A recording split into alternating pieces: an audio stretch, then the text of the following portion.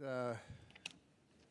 Starks, if you would, just introduce your associate, and the floor is yours. Well, thank you, Mr. Chairman, and good afternoon, everyone. To my right is Heidi Runyon, our Director of Finance with the Convention Center Authority, and I'm Charles Starks, the President and CEO of the Convention Center Authority.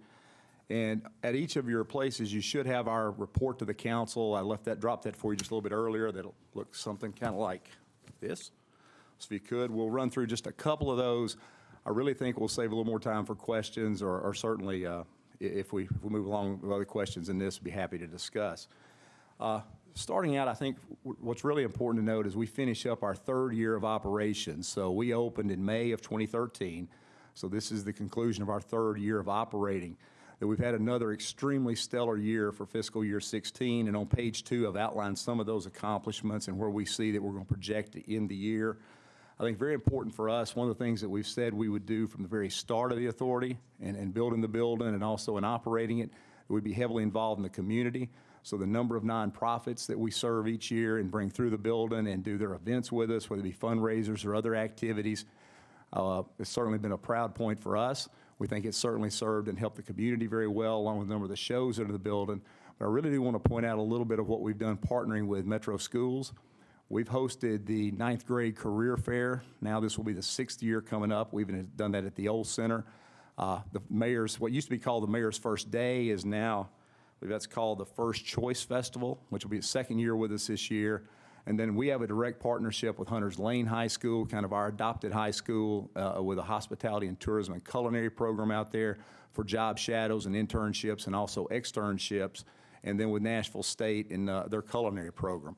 Certainly we're trying to look forward for the future of us and what we would see as far as team members joining our team, and we think it's very important that we be engaged on a level, and our staff's out doing that every day. Page 3 will show you just a little bit quickly of the events that we have coming forward, just in numbers. I think what's encouraging is that after being open 3 years, we still have the same number of events and room nights pre-sold that we really had when we opened. We still over 2 million room nights that are committed out through future years. Currently, our longest term booking is signed a contract is in 2026. We have proposals out as far as 2033, so that's kind of the realm that we work in each day. Was actually with a group just 2 days ago that's looking at 2032 and may actually now look at 2034 as well. So a big part for us is how far we're looking at the future and booking and trying to keep the pipeline, if you will, moving forward to assist the authority and bring people to Nashville and hopefully spend a lot of money. I listed a few future bookings there. I'd certainly be happy to talk about any of those if anyone had a question. Pages 4 and 5 are a breakdown of the revenue and expenses that our board approved back a couple of months ago. So that'll be our budget as we move forward into fiscal year 17. You can kind of see where the buckets of revenues come in for us. This is all operational revenues. We'll talk about tax stream revenues in just a moment.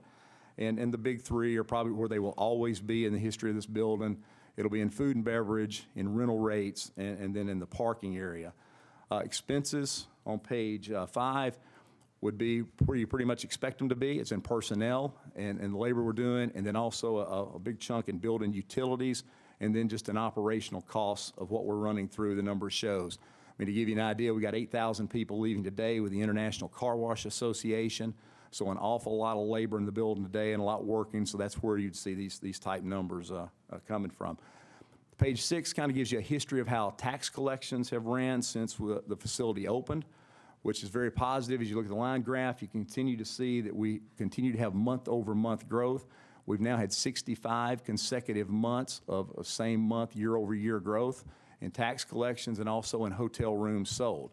So even long before we got there, we started to see this turn, but that was in pre-selling of the convention center.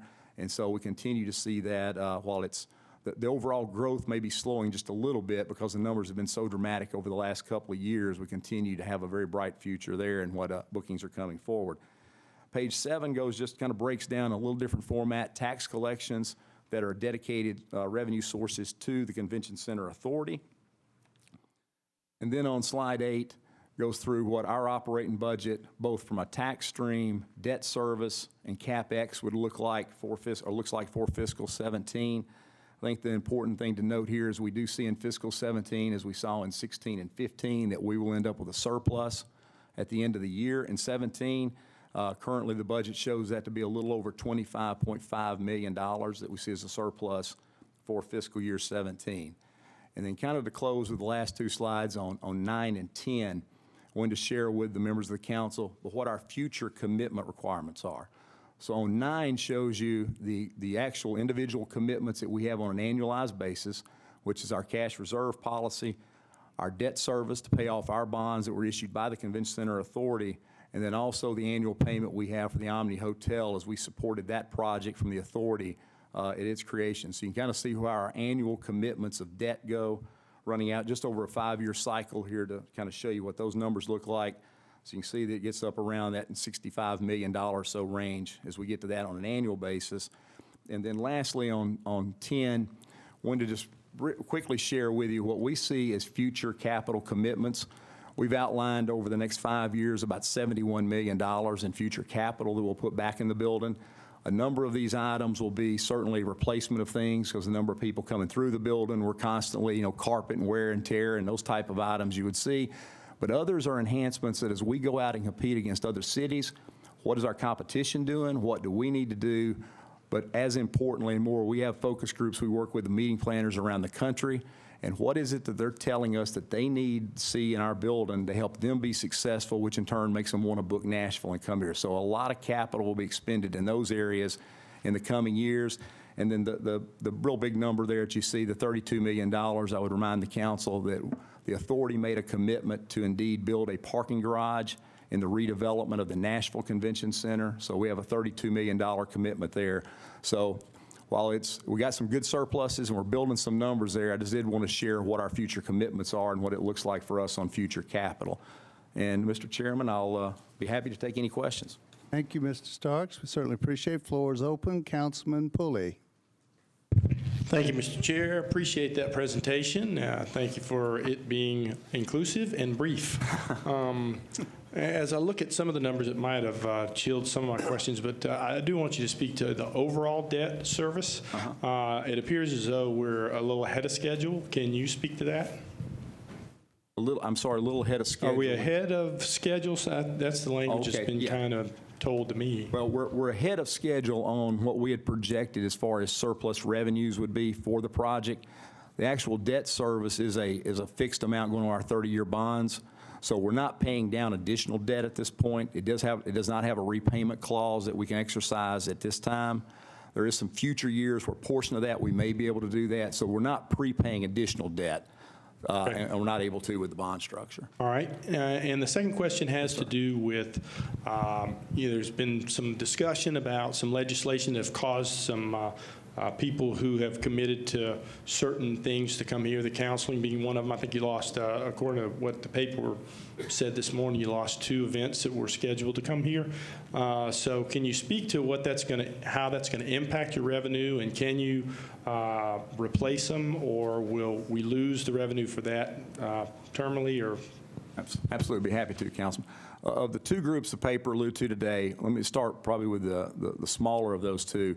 The second one that was in the paper today, it mentioned, that's a group that was housed at the Sheraton Music City Hotel only. So that was not a convention center group that was either here or at Opryland. So I do not know many details about that group in particular. The group that was with the Music City Center will be April of 2017, was the American Counseling Association. The law that was passed in Tennessee is from their concern, is what it looks at. It really, in their eyes, and in their words, kind of targeted counselors and therapists. And so they had come to Tennessee and lobbied against that legislation and have spent quite a bit of effort in that. I don't think any of us were surprised that they indeed did announce they were not going to come to Nashville in 2017. We're certainly disappointed they will not be here, and think it's still a great, great opportunity for them to come to Tennessee and kind of say why they should still be here as opposed to what the law may have said. There have been a few other groups that have inquired about that, and most of those at this point, as they look at for what future ramifications could be, most of them is really a little bit more about educate and say, tell us a little bit what the bill really says. We've heard about it and we don't maybe fully understand what that may be. I was in Washington last week with a couple of customers that question came up, and so once we can sit and talk a little bit about what the law really says, they seem to be a little bit more at ease with that. We certainly hope that continues to be the case. With it being a short-term booking in 2017, I can tell you the direct economic impact of that group to the city would have been about $5 million. You'll hear them talk about a number that's much larger than that. We tend to be on the conservative direct economic impact model, which is what we've built the center on. So we think it's about a $5 million loss. At 4,000 people, about 5,000 room nights for 3 nights in April.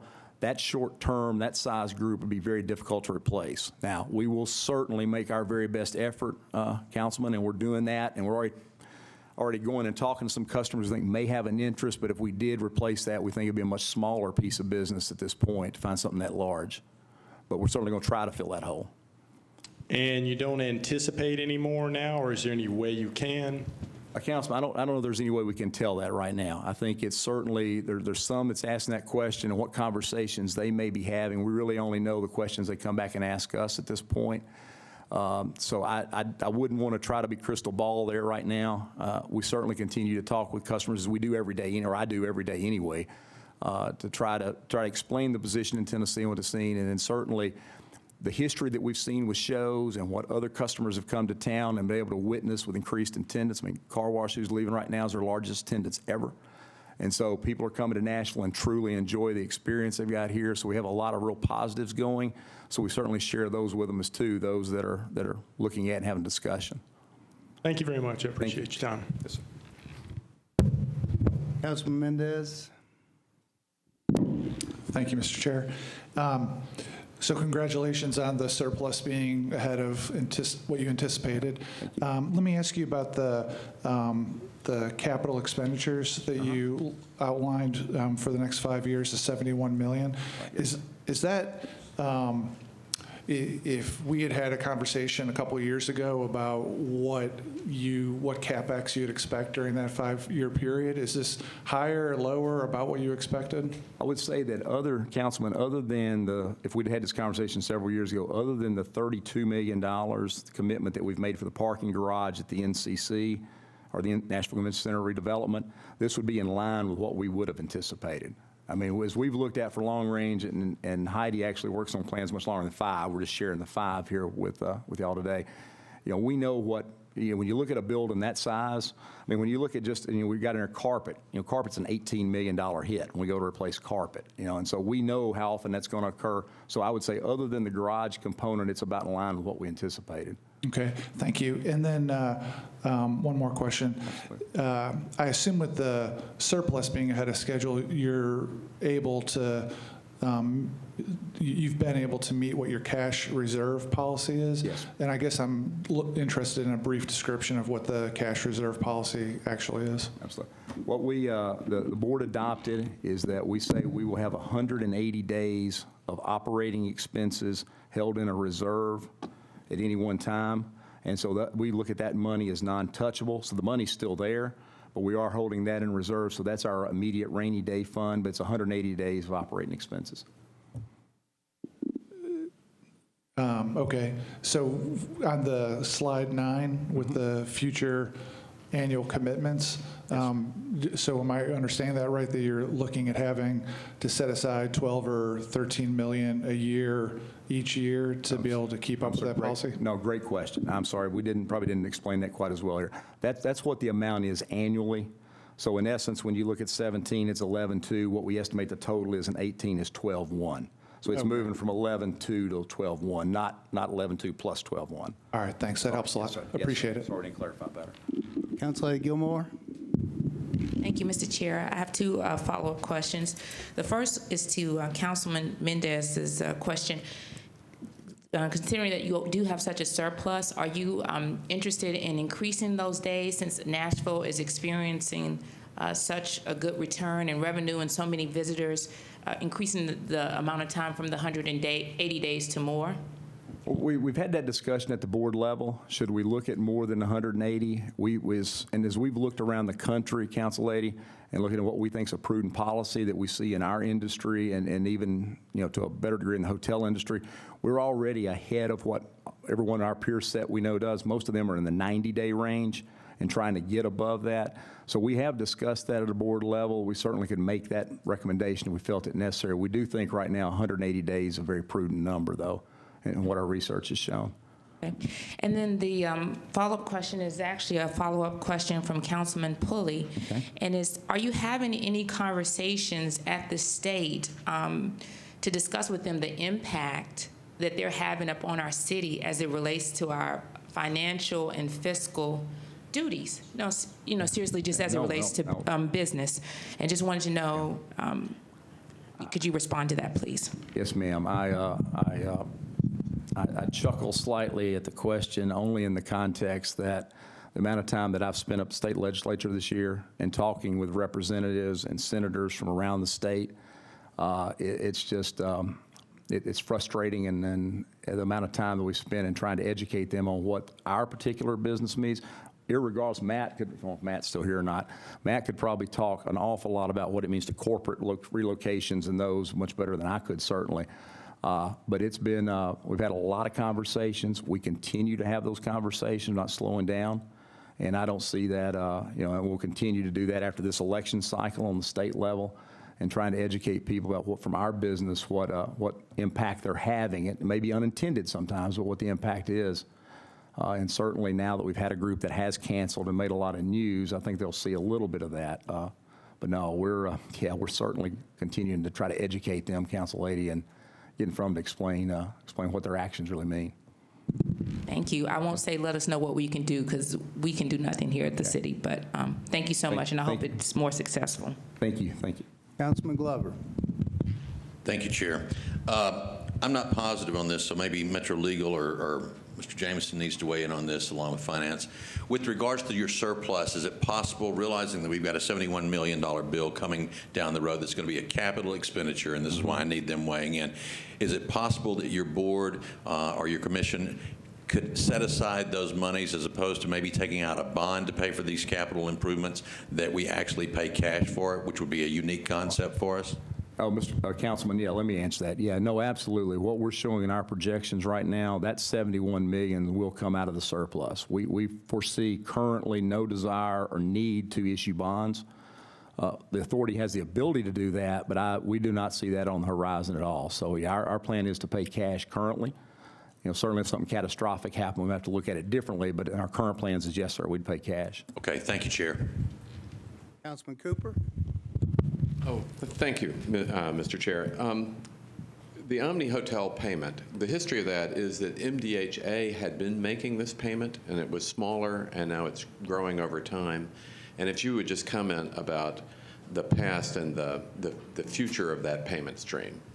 Okay, no, the arrangement with the, I'm sorry, Councilman, I can't apologize for the screen there. The conversation with the Omni, when the Omni was looking at coming to Nashville, and we had conversations with a number of different headquarter hotel companies. Well, we looked at, from the authority side, knowing we needed a headquarter hotel, that we entered into conversations and negotiations with, ultimately with Omni Hotel. And so the payment that is being made, it ramps, it's a 20-year term on the payment. It has some escalation in it, as you see in the slide here. It goes from $10 million to $12 million. It sits there for a few years, and it moves to $15 million. And so we're year 2.5, in essence, into that payment now. That's a payment that the authority has always made. That's not anything that's come from MDHA. Now, MDHA was involved in assisting them a little bit in getting land procured initially, but ultimately the payments have come through the Convention Center Authority. So I'm not aware, and Rich, maybe you can, I'm not aware of any payments from MDHA. It's all been Convention Center Authority money. Okay. So there's another 17 and a half years of $12 or more million. That's correct. A year payments Yes, to the Omni by contract going to 20. Goes out to 2033. Yes, sir. Okay. Thank you. Yes, yes, sir. Councilman Sledge. Thank you, Mr. Chair. I just have one question, and it involves the NCC and just kind of the update on the pending sale there, just trying to get an idea of, we've been talking a lot about the full $16 million figure for the Barnes Fund, but obviously included in that's the $5 million for the sale. Right, so. yes, sir. Be happy to, Councilman. Currently, as you know, quickly, I think most folks know some of the history, at least there was an RFP, there was a selection made with the Spectrum Emory Group, who are now partnering with Oliver McMillan. And they came in front of this body back probably in the fall of last year or summer last year and made an agreement with the city to indeed buy that property for $5 million. In that agreement, they had the ability to have 4 options through calendar 2016 where they pay to the city, that's a non-refundable, $250,000 per quarter to extend the closing date. They exercised option 1, which was first quarter of calendar year 16. Before the end of first quarter, they exercised option 2. So currently, they are scheduled to close on or before June 30th unless they choose to exercise the 3rd option. They could do that through the end of 16. I can speak that in numerous and constant conversations with them and the work they're doing, they are very diligently and working hard trying to get everything pulled together. I actually spoke to a couple of the folks that are working on the office tower component last Thursday night for them. And so they're working very diligently at that. In the meantime, whether or not they'll exercise the 3rd option, we'll know that answer toward the end of June. But currently, we still feel very good that they're moving forward. They spent an awful lot of money at this point in design and marketing and going out. I think when they decide to announce it, I think there's some retailers there that people will be very excited about coming to downtown that they're very close on to executing on. In the meantime, the Convention Center Authority continues to run the exhibit hall space and manage that space for the city. And so while we have very few groups in there at this point because we'd stopped booking that, and frankly, it's probably not really conducive to booking a whole lot in there right now, we continue to maintain that and look after that for the city. And we'll do so until the land closes. But currently, we feel pretty good about where they are, but they do have that option to extend 6 more months, in essence, past June 30th. So that's when the money would come to the Barnes Fund, I assume, is at closing, and I'd have to look at these gentlemen over to the right to know that for sure. But is that already? Okay, so the $500,000 has already went to the Barnes Fund. Yeah, they've paid. Is that an answer? Yes, sir. Council Lady Hurt. Thank you, Mr. Chairman. And I guess everybody's thinking about that surplus. You know where my mind is going, training. Is it any way that you can utilize that to help train people for jobs that you might have, like banquet service and things of that nature that can be utilized for the convention center and the hotel and other positions that you all have? Well, Council Lady, we're already, and as you know, on some of it, we're certainly in recruiting people and looking. That's a part of why we have become so invested in metro schools and working with them and job shadowing and internships, et cetera, and also with the colleges. We are a big part of what has become as the mayor's workforce development in the hospitality community. So, and please don't want to leave anybody out, but for us downtown, it's folks like the Renaissance Hotel, the Omni, the Convention and Visitors Corporation, and so we're all putting money into that and send that. So we're doing that internally. We have a website up now trying to advertise for positions there. But I think what really helps, and we're doing a lot of roadshow type times. I mean, I say we're a partner with Hunter's Lane. I think I've spoken every public high school this year at some point. So we certainly go to other schools other than just as our partner school. We're also doing that in colleges.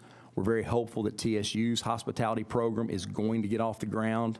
And we have some great signs there that that's working, and we look forward to partnering with them as well. Okay, thank you. Thank you. Seeing no others in the queue, I want to thank you for being here, and congratulations on a banner year, and we hope that continues. Thank you, Mr. Chairman.